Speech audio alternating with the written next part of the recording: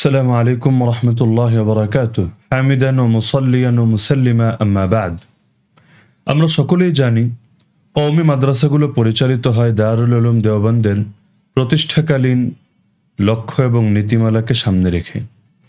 কওমি মাদ্রাসা কখনোই কোনো সরকারের অধীনে পরিচালিত হয় না। সরকার যেই থাকুক না কেন, কওমি মাদ্রাসা কোনো সরকারের নুনও গায় না, কোনো সরকারের গুণও গায় না। কওমি মাদ্রাসা যখন প্রতিষ্ঠিত হয়েছিল তখন এই দেশের শাসনে অধিষ্ঠিত ছিল ব্রিটিশরা, কিন্তু কওমি মাদ্রাসা ব্রিটিশদেরও কোনো নুন খায়নি, তাদেরও কোনো গুণ গায়নি। তারপর ব্রিটিশ যাওয়ার পর পাকিস্তানিরা আমাদের উপর দীর্ঘকাল শাসন করেছে, তখনও কওমি মাদ্রাসা কারো নুন খায়নি, কারো গুণ গায়নি।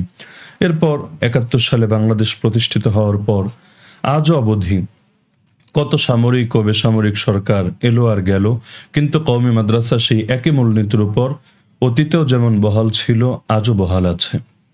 তো আমরা লক্ষ্য করেছি কিছুকাল আগে কওমি মাদ্রাসার শিক্ষাকে সরকার স্বীকৃতি দিয়েছে, যদিও সেই স্বীকৃতির উল্লেখযোগ্য সুফল এখনো জাতি পায়নি, এমনকি এগুলোর দ্বারা যথাযোগ্য কর্মক্ষেত্র এখনো নিশ্চিত করা হয়নি। কিন্তু লক্ষ্য করা যাচ্ছে যে ইতিমধ্যে বর্তমান ক্ষমতাসীন দল এবং কখনো কখনো বিরোধী দলের অনেকেও কওমি মাদ্রাসা নিয়ে তাদের বিভিন্ন স্বপ্ন ও পরিকল্পনার কথা প্রকাশ করছে।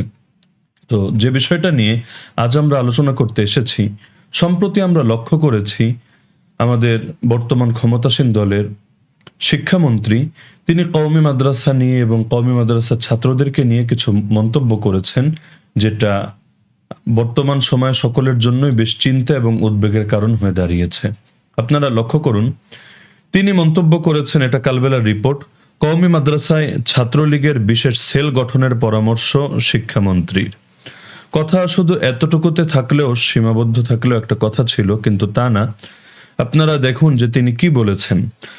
তো কালবেলার নিউজে বিষয়টা এভাবে উঠে এসেছে, কওমি মাদ্রাসায় শিক্ষার্থীদের কাউন্সিলিং করার জন্য ছাত্রলীগকে বিশেষ সেল গঠন করার পরামর্শ দিয়েছেন শিক্ষামন্ত্রী মহিবুল ইসলাম চৌধুরী। বৃহস্পতিবার রাজধানীর বকশীবাজারে আলিয়া মাদ্রাসা প্রাঙ্গণে ঢাকা মহানগর দক্ষিণ ছাত্রলীগ আয়োজিত কর্মসূচিতে তিনি এ পরামর্শ দেন।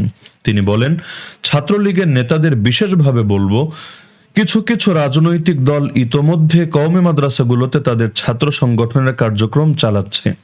একটি রাজনৈতিক দল পরিপূর্ণভাবে রাজনৈতিক কার্যক্রম করার পাশাপাশি ছাত্র সংগঠন নিয়েও কাজ করছে। এখানে তিনি কোন দলকে ইন্ডিকেট করেছেন সেটা তিনি ভালো বলতে পারবেন, তবে যে দলকেই তিনি ইন্ডিকেট করুক না কেন, কপি পেস্ট করা এবং সব ক্ষেত্রেই প্রতিক্রিয়াশীল আচরণ দেখানো এটা কখনোই বুদ্ধিমত্তার পরিচায়ক না। অন্য কেউ যদি কোনো গর্তে গিয়ে পা দেয় বা কোনো ভুল করে বসে, তাহলে আপনাকেও সেই গর্তে পা দিতে হবে বা একই ভুলের পুনরাবৃত্তি করতে হবে, এটা মোটেও বুদ্ধিমত্তার কথা না। এরপর লেখা আছে, শিক্ষামন্ত্রী বলেন, কওমি মাদ্রাসার সন্তানরাও আমাদের সন্তান, তারাও এদেশের নাগরিক। রাজনৈতিকভাবে মতাদর্শের দিক থেকে তারা দেশের সংবিধান ও মুক্তিযুদ্ধের চেতনা থেকে যাতে বিচ্যুত না হয়, আমি বলবো তাদের শিক্ষার্থীদের কাউন্সিলিং করার জন্য বিশেষ সেল গঠন করা উচিত। তিনি আরো বলেন, বাংলাদেশ ছাত্রলীগ এবং অন্যান্য ছাত্র সংগঠনগুলোকে বলতে চাই, আমাদের অনেক প্রগতিশীল ছাত্র সংগঠন আছে, তারাও যাতে করে কওমি মাদ্রাসাগুলোতে বাংলাদেশের মুক্তিযুদ্ধের চেতনা, স্বাধীনতার অনুপ্রেরণা, সংবিধানে যে 4 মূল নীতি সেগুলোর বিষয়ে তাদের কাউন্সিলিং করান। দেশপ্রেম, দেশের প্রতি আনুগত্য এবং সমাজে ধর্মনিরপেক্ষ একটা অসাম্প্রদায়িক সমাজ তৈরির কাজে অবশ্যই তাদের আনতে এবং তারা যেন বিচ্যুত না হয় অপপ্রচারকারীদের মাধ্যমে। এখানে এই যে কথাগুলো উঠে এসেছে, আমরা লক্ষ্য করেছি যে জাতীয় অনেক দৈনিকেই কাছাকাছি ধরনের কথাবার্তা উঠে এসেছে। যেমন এখানে আপনারা দেখতে পাচ্ছেন একটা নিউজ, এছাড়াও আরো বিভিন্ন নিউজের মধ্যে কাছাকাছি ধরনের কথাবার্তা উঠে এসেছে। তো যেমন যুগান্তরের নিউজেও এসেছে, কওমি মাদ্রাসা শিক্ষার্থীদের কাউন্সিলিং করবে ছাত্রলীগ। কিন্তু বিষয়টা আসলে দুঃখজনক, কারণ আপনি কাকে দিয়ে কাকে কাউন্সিলিং করাবেন এটা তো বেশ গুরুত্বপূর্ণ। কওমি মাদ্রাসায় কারা পড়ে? কওমি মাদ্রাসায় তো সেই সমস্ত তালিবুল ইলমরা পড়ে যাদেরকে দেখলে আসমানের ফেরেশতারাও ডানা বিছিয়ে দেয়, যাদের জন্য গর্তের পিঁপড়া থেকে সমুদ্রের মাছ পর্যন্ত সকলে দোয়া করে, যাদেরকে সমস্ত নবীগণের ওয়ারিস বলে উল্লেখ করা হয়েছে সহিহ হাদিসের মধ্যে। তো নবী জিন্দা থাকলে নবীকে অন্য কেউ এসে কি কাউন্সিলিং করতে পারে? তো নবী যখন নেই, তো নবীর ওয়ারিস যারা, নবীর উত্তরাধিকারী যারা, তাদেরকে এসে কাউন্সিলিং করবে অন্যরা, এর চাইতে আফসোসের বিষয় কি হতে পারে? কোরআন মাজিদে আল্লাহ বলেন, হে ঈমানদাররা, তোমরা আনুগত্য করো আল্লাহর এবং আনুগত্য করো রাসূলের এবং তোমাদের মধ্যে যারা উলুল আমর তাদের। এখানে উলুল আমরের ব্যাখ্যা করা হয়েছে যে এক নম্বরে উমারা অর্থাৎ আমিরুল মুমিনিন এবং খলিফাতুল মুসলিমিনদের, আর দ্বিতীয়ত উলামা যারা ধর্মীয় নেতা অর্থাৎ আল্লাহ রসুল সাল্লাল্লাহু আলাইহি ওয়াসাল্লাম সহ সমস্ত নবীগণের ওয়ারিস তাদের। তো উম্মত যতদিন পর্যন্ত উলামায়ে কেরামের দেখানো পথে চলবে ততদিন পর্যন্ত তারা হেদায়েতের উপর অটল এবং অবিচল থাকতে পারবে।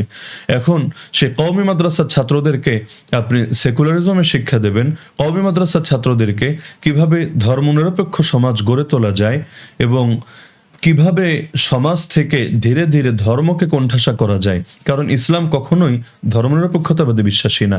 ইসলাম তো ইসলামে বিশ্বাসী, সব ক্ষেত্রে ইসলাম। ইন্নাদ-দীন ইনদাল্লাহিল ইসলাম।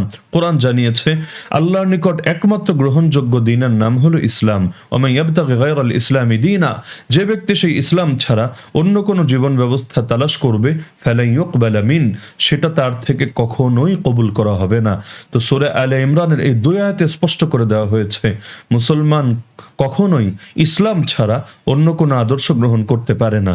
না রাজনীতি, না অর্থনীতি, না বিচার আচার, না আইন কানুন, না শিক্ষা দীক্ষা, না সভ্যতা, না সংস্কৃতি। তো এখন আপনারা যারা সেকুলার রাজনীতি করেন, আপনাদের তো উচিত আল্লাহ রসুল সাল্লাল্লাহু আলাইহি ওয়াসাল্লামের আদর্শ শিক্ষা করার জন্য কওমি মাদ্রাসার উলামায়ে কেরামের মাধ্যমে কাউন্সিলিং করানোর ব্যবস্থা করা। কারণ বর্তমান ক্ষমতাসীন দলের নেত্রীও ক্ষমতায় আসার আগে তিনি বলেছিলেন যে বাংলাদেশকে মদিনা সনদে পরিচালিত করবেন। তো মদিনা সনদের রূপরেখা কি হবে এবং কিভাবে এটা সমাজে বাস্তবায়ন করা হবে এবং কার্যত কতটুকু বাস্তবায়ন করা হচ্ছে, এই বিষয়গুলো যাচাই বাছাই করার জন্যই তো যাদের প্রয়োজন তাদের নামই তো এই হকপন্থী আহলে হক ওলামায়ে কেরাম। তো ওলামায়ে কেরামকে এসে কাউন্সিলিং করবেন নাকি ওলামায়ে কেরামের থেকে কাউন্সিলিং নিয়ে যাবেন, এই বিষয়টা তো চিন্তা করা দরকার। এখন যদি ওলামায়ে কেরামের কাউন্সিলিং এর জন্য এমন কাউকে পাঠানো হয় যে ধর্ষণে সেঞ্চুরি করেছে, যে টেন্ডারবাজিতে বিশাল বড় অবস্থান তৈরি করে ফেলেছে, যে দেশের কোটি কোটি কোটি টাকা বিদেশে পাচার করে রেখেছে, এ ধরনের বিভিন্ন কেলেঙ্কারিতে যারা জড়িত আছে, অথবা কেলেঙ্কারি বাদই দিলাম, যারা নিয়মিত নামাজ আদায় করে না, যাদের চেহারার মধ্যে সুন্নতি দাড়ি নেই, যাদের গায়ের মধ্যে আল্লাহ রসুল সাল্লাল্লাহু আলাইহি ওয়াসাল্লামের কোনো আদর্শ নেই, যারা প্রস্রাব করার পরে ঠিকমতো পানিটা পর্যন্ত নেয় না, ঠিকমতো নামাজ আদায় করে না, ইসলামের বিধিবিধান পালন করে না, তো সব ক্ষেত্রে আমাদের জন্য আদর্শ ছিলেন যে রাসূল সাল্লাল্লাহু আলাইহি ওয়াসাল্লাম, যার নামে আমরা কালেমা পড়েছি। তো সেই রাসূলের জীবনাদর্শের সঙ্গে যার জীবনাদর্শ মিলে না, সে কিভাবে রাসূলের ওয়ারিসদেরকে এসে কাউন্সিলিং করাতে পারে?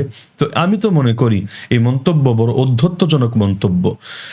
অতীতেও এই জাতীয় মন্তব্য করার দুঃসাহস কেউ দেখিয়েছে কিনা আমার জানা নেই। তবে আলেম ওলামা এবং তালিবুল ইলমদেরকে তাদের সঙ্গে কিভাবে আচরণ করতে হবে এই শিক্ষা অর্জন করা সকলের দরকার। যদি অর্জন না হয় তাহলে তিনি বড় পদে আসীন হতে পারেন, কিন্তু এই পদের হক তিনি কতটুকু আদায় করতে পারবেন সেটা আল্লাহ তাআলাই ভালো জানেন। তো আমি শিক্ষামন্ত্রীকে বিনীতভাবে বলবো যে কওমি মাদ্রাসার আলিম এবং তালিবুল ইলমদেরকে কাউন্সিলিং করানোর চিন্তা বাদ দিয়ে তাদের থেকে কিভাবে কাউন্সিলিং গ্রহণ করা যায়, কিভাবে সমাজকে ইলমের রঙে, আমলের রঙে, আল্লাহ রসুল সাল্লাল্লাহু আলাইহি ওয়াসাল্লামের আদর্শের রঙে রঙিন করা যায়, এ নিয়ে আপনারা ফিকির করুন। এতেই আপনাদের কল্যাণ, দেশের কল্যাণ, জাতির কল্যাণ।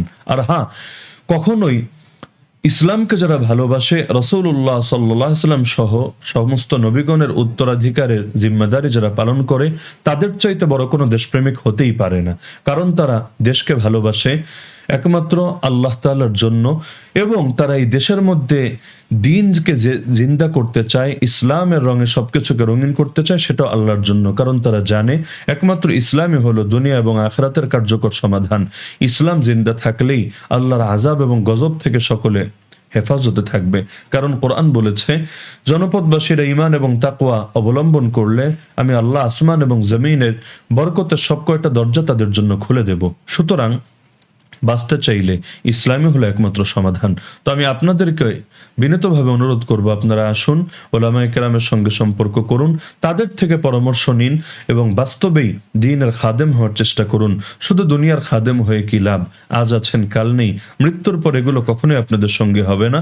সুতরাং প্রকৃত অর্থেই সমাজ সেবক, ধর্মের সেবক উভয়টাই হওয়ার চেষ্টা করুন।